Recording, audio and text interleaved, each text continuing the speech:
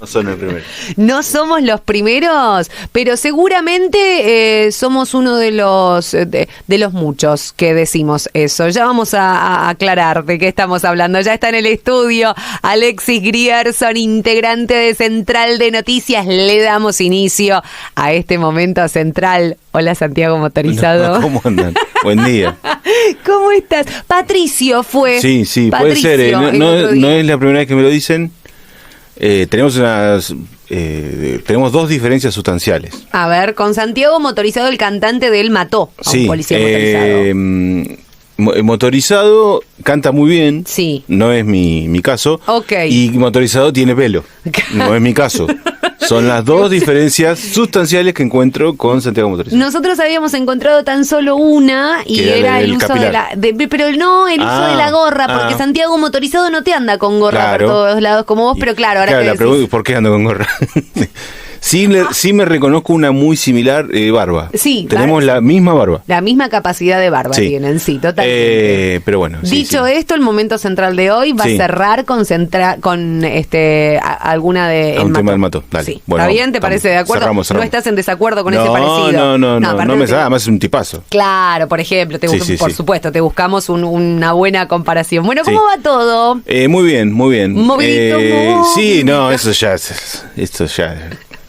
Uno dice, no, es verano, ya basta, derribemos de una vez por todas el mito de que en el verano las cosas son más tranquilas, porque es mentira. Es mentira. O ya es mentira. El que diga eso estará faltando la verdad. Una falacia totalmente fuerte. Escúchame una cosa que te iba a preguntar, que se me fuera de la cabeza, así que vamos alegría por lo climático, porque está muy lindo, por lo menos para respirar. Un poquito, claro. Está bonito. Estamos ahí en 21.8 ahora en Olavarría, y por el momento no hay pronóstico de precipitación para hoy. Había tormenta, había una tormentita. Eso decíamos con Patri hace un rato. Yo cuando salí, digo, esta nube es tormentosa, pero bueno, hay que ver. Hay que ver qué pasa, como hay que ver qué pasa el miércoles que viene, ¿no? Arranca las clases, es la gran pregunta del millón. Hoy la respuesta, lamento ser portador de la indecisión, pero no se sabe. No hay una decisión concreta. Estuvimos averiguando acerca de qué va a pasar. Todavía no hay una confirmación. Hay como una tendencia más al no que al sí, pero esto no significa que sea no. Claro. Esto, hay que ser claros. Esto lo van a definir los gremios. Hay una complejidad un poquito más allá de la situación, por eso está bueno contarlo y explicarlo, porque la discusión no es con provincia, que es lo que habitualmente estamos acostumbrados, es con nación. Por eso nosotros la semana anterior explicábamos cuando nos preguntaban, ¿qué onda las clases? Bueno, la paritaria bonaerense estaba saldada, pero ahora ha aparecido un nuevo frente de conflicto que tiene que ver con la administración nacional. Sí.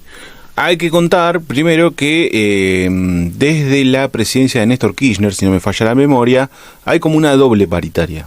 Es una paritaria provincial y una paritaria nacional. La paritaria nacional es la que establece el salario mínimo del docente de base, ¿no? Exactamente. No solo eso, sino que además tiende a contemplar las realidades de las provincias. Es decir, se juntan los 24 representantes de los gremios de las provincias, los 24 representantes de la educación en las provincias, y lo que se suele hacer, sumado al ministro de Educación, ¿no? Lo que se suele hacer es, hay zonas donde hay menos escuelas, pero las distancias son más complejas, donde hay menos alumnos, pero tienen que hacer trayectos mucho más complejos. Hay zonas rurales, hay zonas muy pobladas, como por ejemplo en la provincia de Buenos Aires. Hay un montón de realidades en las provincias que lo que se busca es contemplarlas, y en esas discusiones aparecen lo que comúnmente conocemos como mesas técnicas. Eso se lee mucho en lo que son las negociaciones paritarias, donde se van analizando cada realidad y se van distribuyendo los salarios. Entonces, por ejemplo, la realidad económica del sur del país suele ser más cara a la hora de la calidad de vida que en el norte, por ejemplo. Entonces, en el sur se suelen tener algunos ajustes que permitan que tengan más ingresos. ¿Qué pasa este año? La administración de Javier Milei vía Sandra Petovelo, porque este año las negociaciones las lleva el Ministerio de Capital Humano. Te iba a decir eso, porque vos sabés que estaba buscando las noticias. Primero estaba intentando descubrir quién era el ministro de Educación. No, primero no existe el Ministerio de Educación. Si no me falla la memoria, bajó de rango a secretaría y si no es subsecretaría pega en el palo. Daniel Rojas Medellín es quien está al frente de esa repartición pública. Pero las negociaciones son con la ministra Sandra Petovelo, que es una de las dirigentes fuertes del gobierno de Milei. Lo que buscan hacer este año es equiparar todos los salarios en todo el país. Es decir, que un docente en Ushuaia gane lo mismo que un docente en La Quiaca. Uh-huh. Insisto, no pareciera ser la tradición que traían en otras negociaciones donde, como te decía, se contemplan distintas realidades. No es lo mismo ganar 500.000 pesos en el sur que 500.000 pesos en el norte. Uh-huh. Ante esto, se hizo una oferta, justamente pasar de 420.000 y sus variables en todas las provincias a 508.000, si no me falla la memoria, son 500 y un poquito más, 1.000 pesos por mes para un docente por trabajar 4 horas. Uh-huh. Bien, esto fue rechazado por los gremios y acá va a arrancar una discusión que va un poco más allá de la información, es un poco la postura de los gremios y es un debate que se suele dar todos los años, que es cuánto trabaja un docente. Claro.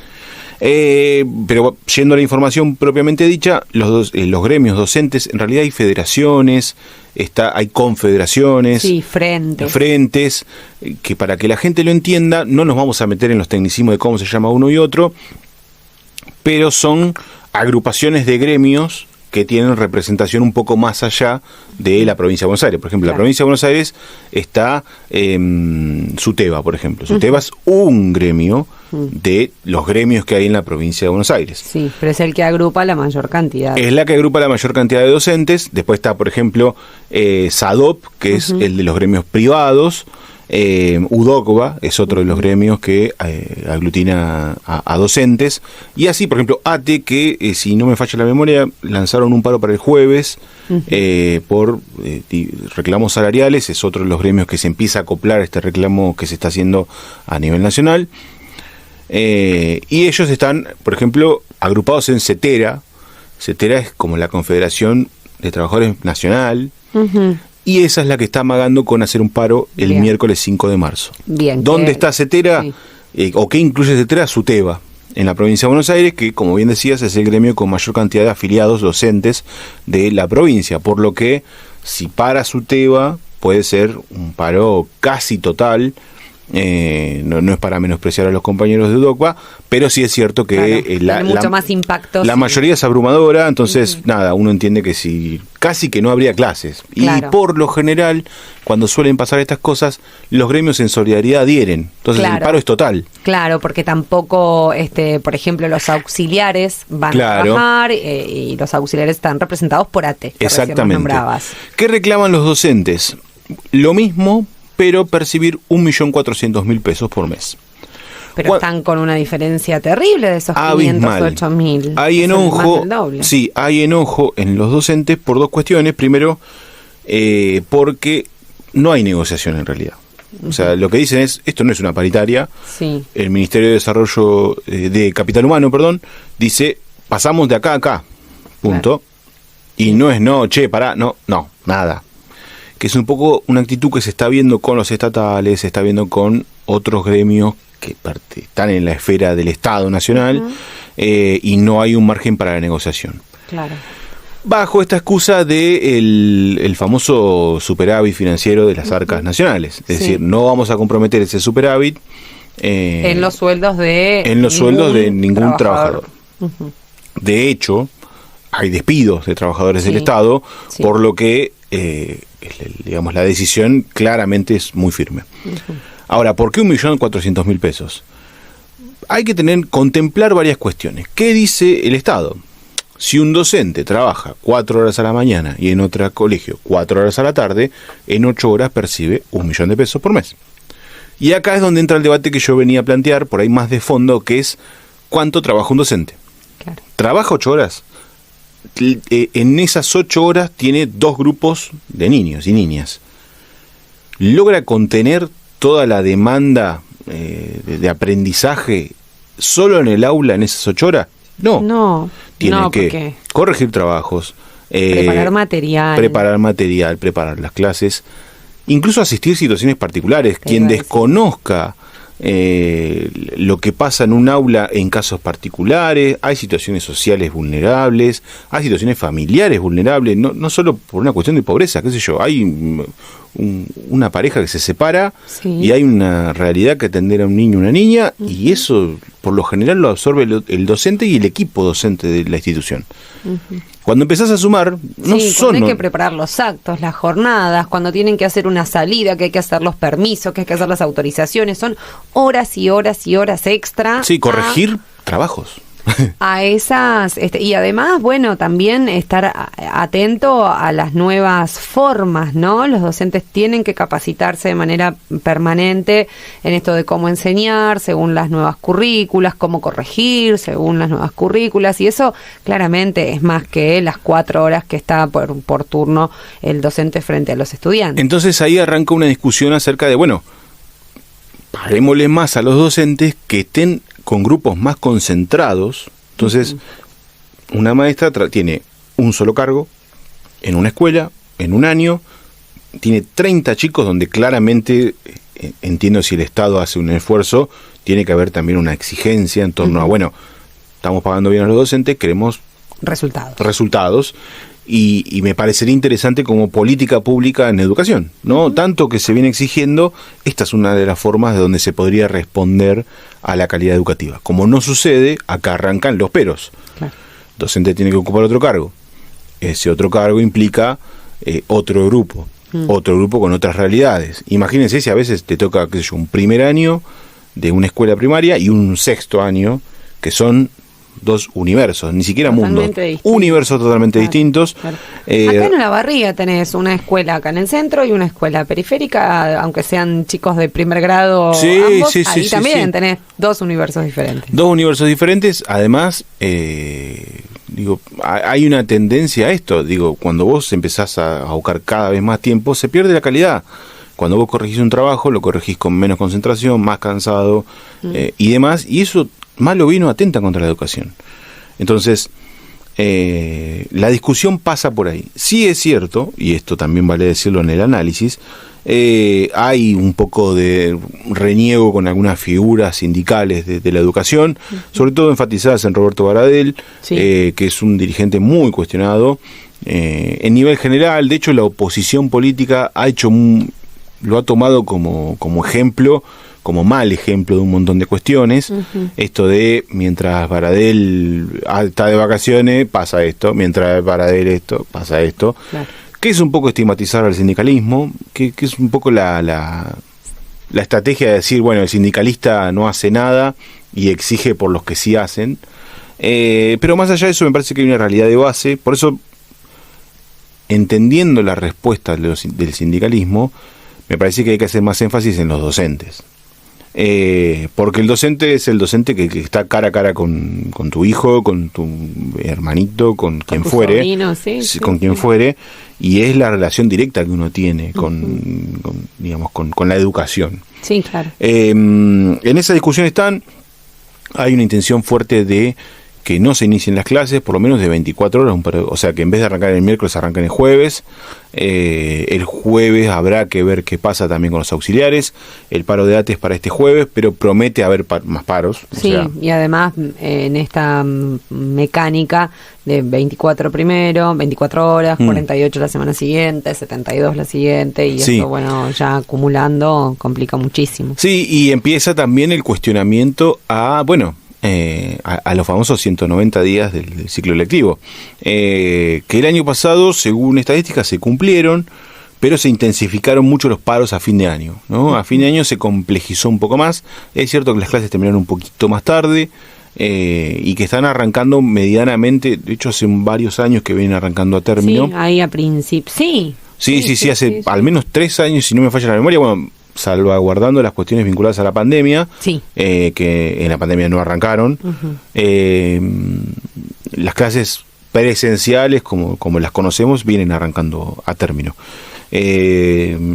Pero siempre es claro, y hay que ser claros en esto de que la discusión es con la nación, porque estamos acostumbrados justamente por su naturaleza de negociación, que el tema es con la provincia, y esta vez la provincia incluso llegó a un acuerdo hace, si no me falla la memoria, unos 15, 20 días. Cuando cerró la paritaria de estatales, cerraron todas las paritarias juntas, judiciales, estatales, médicos, policía, incluso lo que pasa es que policía no hay negociación paritaria, se da por decreto, porque la policía no puede negociar con la provincia, y docentes.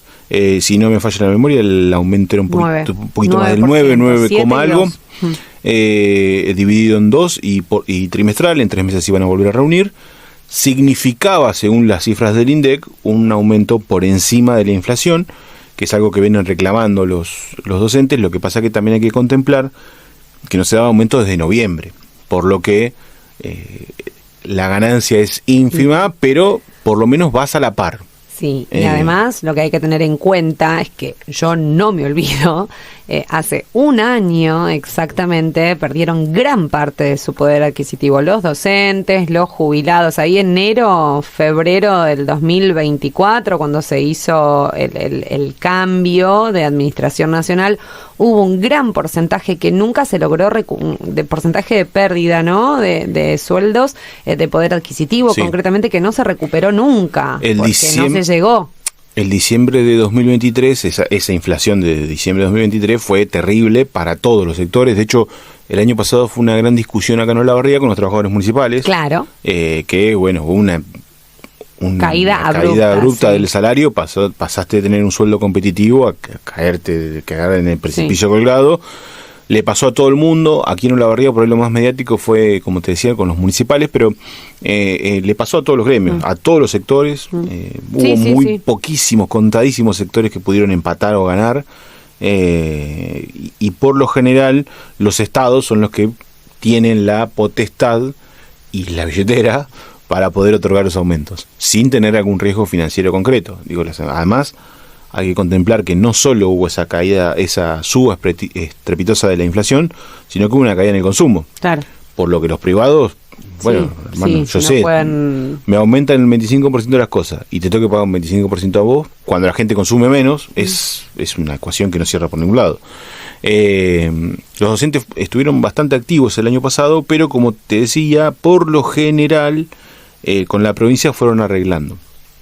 La paritaria nacional es algo atípico, no se negocia siempre, aparece un poco, me atrevería a decir una vez por año o 2 veces al año, que se suelen revisar este tipo de cosas.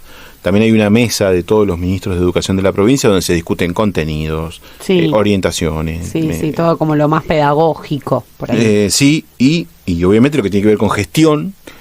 Y cuando aparece un estado como el de Javier Milei, que es atípico por donde se lo mire, ahí es donde empiezan las, entre comillas, rarezas. Esto de equiparar salarios mínimos en las provincias, o lo que se está buscando por ahí es, bueno, igualemos todo y que la diferencia la hagan las provincias. Entonces, puedo decir, bueno, me parece una estrategia aceptable, pero Nación no manda los fondos coparticipables que corresponden a todas las provincias. Entonces ahí arranca un tironeo de, bueno, yo me tengo que hacer cargo de la diferencia, pero vos dame una mano. Claro, lo que corresponde por coparticipación, en realidad, no es tampoco como una ayuda, eso es lo que corresponde. Es como estar constantemente entre la espada y la pared en un contexto difícil, que se entiende que es un contexto difícil, pero estamos hablando de educación. Cuando empezamos con las particularidades es complicado, porque decís, estamos hablando de educación, no estamos hablando de otra cosa. Cuando pasa con la policía, estamos hablando de seguridad. Cuando pasa de salud, estamos hablando de la gente que te salva la vida. Entonces, cosas básicas. Es complicado, pero si realmente hay un Estado que quiere apostar a esas cosas, tiene que invertir. No hay otra alternativa, sumado a que es algo, esto ya es más subjetivo, es una opinión mía. Javier Milei viene diciendo que los salarios en general subieron a más o menos $1.100 mensuales. ¿Cuánto te dan $1.100 mensuales? Casi 1.400.000 pesos. O sea, si vos te pones, uno no quiere caer en chicanas, pero si te pones a pensar, los docentes están pidiendo lo que el propio presidente está diciendo, que se percibe un salario. Y lo que está ofreciendo la Nación son 500.000 pesos de base, que trasladado a dólares, ya que hablamos todo en dólar, son $450 más o menos. No llega a $500. Entonces, hay como toda una discusión en torno a, bueno, al no haber referencia clara de cuánto es un salario. A ver, el salario mínimo está en casi 300.000 pesos, o un poquito más de 300.000 pesos. Es un salario mínimo vital y móvil en Argentina. Sí. 300.000 pesos. Lo ha fijado por decreto del gobierno porque no se ha llegado a ningún acuerdo en todas las reuniones que han tenido desde el Consejo del Salario con la ministra Petovelo. Si nos trasladamos a las cifras del INDEC, a ver, esto es importante aclarar, todo lo que estoy diciendo son datos oficiales, no hay una bocajarro. No, está todo publicado en el INDEC, se puede chequear, se puede ver. El INDEC te dice que una familia tipo de 4 personas por mes necesita, creo que un poco más de 1.100.000, 1.200.000 pesos para no ser pobre, para no caer en la línea de la pobreza. 1.200.000 pesos. Insisto, te ofrecen 500.000 pesos. Uno dirá, bueno, hay 2 integrantes de la casa, podés llegar a eso. Sí, pero estás peleándote con la pobreza. O sea, estás peleándote para pasar esa línea. Sí. Para que no te queden facturas sin pagar, para que puedas tener un restito en el fin de mes y comprarte una cosita extra que no es ningún lujo, que cuando estamos hablando de cosas habitualmente de alimentos, ¿no? Sí, o se te rompe un foco y se te prendió fuego la cuenta. Sí. Se te rompe una goma del auto y quedas hablando. Sí, tarjeteas como loco, sí, pero además llega pagando el mínimo. Sí, y ahí empieza a hacerse una rueda complicadita, que se hace más grande. Pero bueno, es interesante traer esta discusión a la mesa, no solo porque es educación y porque claramente hay un hecho puntual, que es si el lunes arrancan o no las clases. El miércoles, perdón. Tenemos Canadá. Te vi ahí carnavaleando. Este año no tuve la dicha, pero vi imágenes. ¿Viste imágenes de Sí. No hablemos de eso, sigamos con las clases.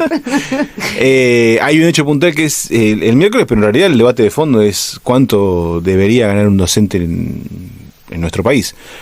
Además si uno hiciera una encuesta, hiciera un trabajo fino de cuánto, por ejemplo, en mi caso particular, no me gusta hacer autorreferencial, pero para ponerte un ejemplo claro, cuánto yo querría que gane la docente de mi hijo en el jardín, y yo quiero que gane fortuna, porque además es una persona que claramente contiene a mi hijo, le da educación, le da la mejor educación, lo ayuda, lo acompaña, y yo quiero que gane fortuna esa chica.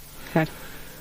Y cuando lo empezaba a trasladar a todos los casos, salvo excepciones, obviamente, pero digo, la mayoría quiere que los que educan ganen bien porque no tienen cualquier cosa, tienen la educación de nuestros hijos, que depende mucho de nosotros, pero también depende de ellos y depende de un sistema que está para eso. Entonces, está buena la discusión, yo creo que hay que contemplar un montón de cosas que siempre quedan por fuera de los números fríos, de las negociaciones, porque si no son números, es decir, yo quiero esto, vos me das esto, bueno, ¿qué hacemos? No, hay que contemplar un montón de realidades, un montón de cuestiones que hacen a nuestro país, pero también hacen a las realidades de todo el país, y a la educación. Yo creo que si uno parte de la base que el dinero destinado a los sueldos de los docentes no es un gasto, es una inversión, ahí me parece que vamos a cambiar un poco la ecuación de cómo debe ser la educación en Argentina. ¿Se decide esto en plenario?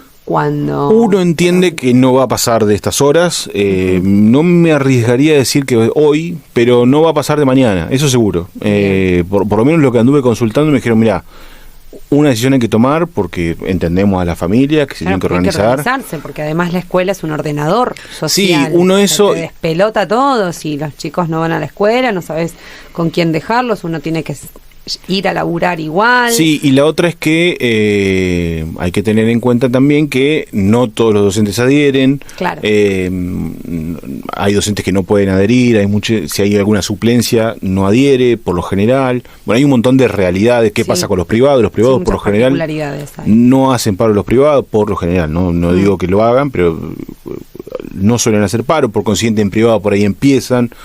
Por ahí en pública empiezan algunos y otros no. Bueno, es una situación fea, porque no está bueno esto. No, claro. Pero no deja de ser una realidad. Entonces, primero hay que esperar qué va a pasar. Quizás hay una solución. Quizás el gobierno se estire un poco más. Y no es el 1.400.000, pero con que el gobierno se estire un poquito más, alcanza para arrancar y seguir discutiendo. Bueno, esto es así, son negociaciones, es difícil, el gobierno parece muy cerrado. Yo no a ver, conociendo los antecedentes de negociaciones de este gobierno, no veo que haya una mejora. Entiendo que va a haber un paro, además se le suma la situación de las universidades. Sí. Hay paro de 72 horas el 17 de marzo, Sí. Que ya arrancaron con un paro de 72 horas, lo cual presagia que va a ser un año complicadísimo.